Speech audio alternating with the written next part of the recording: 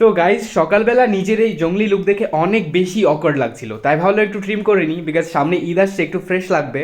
By the way আজকে হচ্ছে Ramadan day 26। তো আজকে আমার একটা ফ্রেন্ড আসবে আমতলা কলেজে, আমার পুরনো গাইডেন্সের ফ্রেন্ড। তো ওর বেলডাঙ্গায় বাড়ি, আজকে আসবে ওর বোনের পরীক্ষার জন্য, তো আমি ওকে আমাকে দেখা করার জন্য যেতে হবে।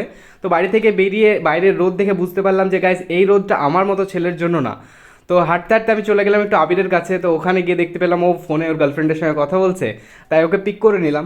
ওকে কী করলাম, ওর বাইক নিয়েই যাচ্ছিলাম গাইজ আজকে। তো ফাইনালি যেতে যেতে দেখলাম অনেক লেট হয়ে গেছিলো, এক্সাম স্টার্ট হয়ে গেছিলো, তো আমি ওকে খোঁজাখুঁজি করছিলাম। দেন একটু ভাবলাম যে পাশের মাঠ থেকে ঘুরে আসি, তো কলেজের মাঠ ছিল পাশে, তো এখানে রোজা নিশার দেখা পেয়ে গেছিলাম, আর আবির গিয়ে নিশাকে ধাক্কা মেরে দিয়েছিল। ওর রিয়াকশন দেখলেই তোমরা বুঝতে পারবে কী হয়েছিল।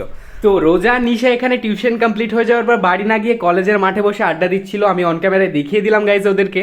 আর এটা হচ্ছে সেই নিশা যার বিয়ের ব্লগ আমি আমার ফেসবুক পেজে পোস্ট করেছি, এখন পর্দাশীল মহিলা হয়ে গেছে। অনেক ভালো ব্যাপার গাইজ। তো ফাইনালি আমি রকের লোকেশন জানতে পারলাম। তো ওখানে ও চায়ের দোকানে বসে ফ্রি ফায়ার খেলছিল বাচ্চাদের মতো এখনও গাইজ। তো ওর সঙ্গে গিয়ে এরকম করে বসে পড়লাম আমরা। তো আড্ডা দিতে লাগলাম, অনেকদিন পর পুরোনো বন্ধুর সঙ্গে দেখা হয়েছে।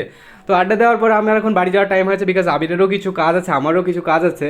তো ফাইনালি রোদে পুড়তে পুড়তে আমি আর আবির চলে এলাম পাটিকা বাড়িতে। ওখানে গিয়ে চলে গেছিলাম একটা সেলুনে হেয়ার কাটিং করাতে, বিকজ সামনে ঈদ আসছে, একটু তো হিরো দেখাতেই হবে। তো গাইজ হেয়ার কাটিংয়ের পর এটাই ছিল লুক, বিকজ কম টাকা দিয়ে চুল কেটেছিলাম। তো তো এখন এই চুল নিয়ে আমি বাড়ি যেতে থাকি, আর তোমরা এরকম ভিডিওসের জন্য আমাকে ফলো করে নাও।